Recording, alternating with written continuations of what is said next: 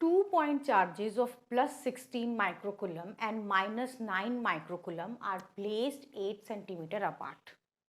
Question में दिया है कि दो चार्जेस हैं, दोनों का साइन अलग अलग है, एक का है प्लस और दूसरा का है माइनस, और दोनों जो है वो आपस में 8 सेंटीमीटर के डिस्टेंस पे रखे हुए हैं।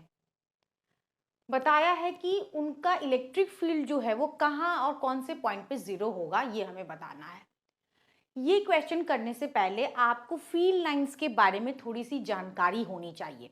ये जो पॉजिटिव जो चार्ज होता है, पॉजिटिव चार्ज का जो इलेक्ट्रिक फील्ड है वो उससे बाहर की तरफ निकलता है, और जो नेगेटिव चार्ज होता है उसका इलेक्ट्रिक फील्ड अंदर की तरफ जाता है। तो अगर दो अलग अलग किस्म के चार्जेस हैं, प्लस और माइनस, तो क्या होगा, इसका जो है वो बाहर की तरफ जाएगा और इसका जो है वो अंदर की तरफ जाएगा, यानी ऑलमोस्ट एक फोर्स ऑफ अट्रैक्शन जो है वो ये लोग फील करेंगे। और इस वाले पॉइंट पर जो कि ये जो जुड़ा हुआ जिस लाइन से है, वहां पर क्या होगा, इलेक्ट्रिक फील्ड हमेशा एक ही डायरेक्शन में होगा, तो यहां इलेक्ट्रिक फील्ड के जीरो होने के चांसेस नहीं है।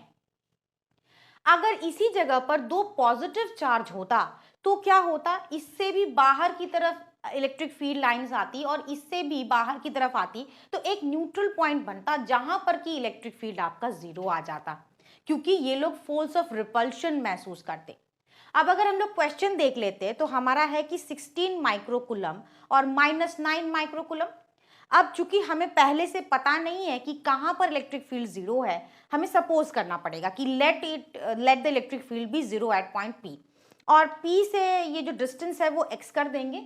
8 सेंटीमीटर है तो इसको 0.08 माइनस एक्स जो है वो हम लोग लिख सकते हैं।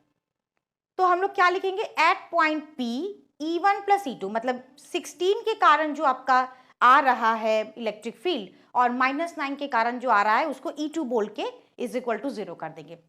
इलेक्ट्रिक फील्ड का फॉर्मूला होता है K into Q by r square. तो K लिखा हमने, चार्ज लिखा 16 इंटू 10 टू द पावर -6, और ये जो डिस्टेंस है x वो स्क्वायर लिखा, प्लस K, यहाँ जो चार्ज है -9 इंटू 10 टू द पावर -6, और जो डिस्टेंस है P से 0.08 minus x whole square is equal to 0 करेंगे। अब इसके बाद क्या करेंगे कि कॉमन लेंगे हम लोग। जब हम कॉमन लेंगे तो हमारा जो k है और 10 टू द पावर -6 है वो आपका 0 हो जाएगा, और रीअरेंज अगर आप इक्वेशन को करेंगे तो कुछ ऐसा फॉर्म जो है वो आपको देखने में मिलेगा। अब इसका स्क्वायर रूट करिए तो 4/x is equal two plus minus 3 ये जो टर्म है 0.08 माइनस एक्स आ जाएगा। दोनों प्लस माइनस कंसीडर करना है, क्योंकि स्क्वायर रूट में जो है वो आपको 9 का +3 भी उसका स्क्वायर है, +3 का स्क्वायर भी 9 है, -3 का स्क्वायर भी 9 है। तो फर्स्ट केस जब लेते हैं, जब पॉजिटिव साइन लेके करेंगे और इसको सॉल्व करेंगे, तो आपका x इज इक्वल टू आ जाएगा 0.32/7, ये मीटर में आया है, यानी x is equal to 32/7 centimetre आया। अब इसको अगर आप डिवाइड करके देखें तो ये आपका 4 पॉइंट समथिंग आता है। मैंने आपको बता रखा है कि ये अभी इसी डायरेक्शन में है, इलेक्ट्रिक फील्ड यहाँ पर भी आपका राइट डायरेक्शन में जा रहा है, और यहाँ भी ये आउटवर्ड जाएगा, ये इनवर्ड जाएगा, तो दोनों एक ही डायरेक्शन में होने के कारण ये जो 4 पॉइंट समथिंग वैल्यू है वहां पर इलेक्ट्रिक फील्ड जीरो नहीं होगा। वही चीज आपको यहाँ पे लिखनी है कि दोनों एक ही डायरेक्शन में है तो यहाँ पर इलेक्ट्रिक फील्ड जीरो नहीं होगा।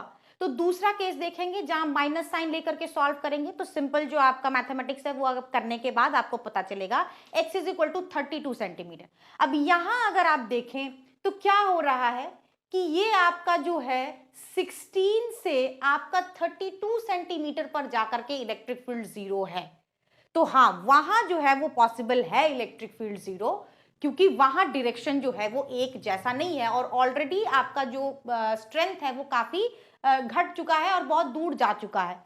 तो E कहाँ जीरो है, x is equal to 32 to the right of 16, 16 से राइट में 32 सेंटीमीटर होगा, और कहीं अगर आंसर है 24 तो इसका मतलब E is zero at 32 minus 8, यानी 24 centimetre to the right of 9 microcoulomb.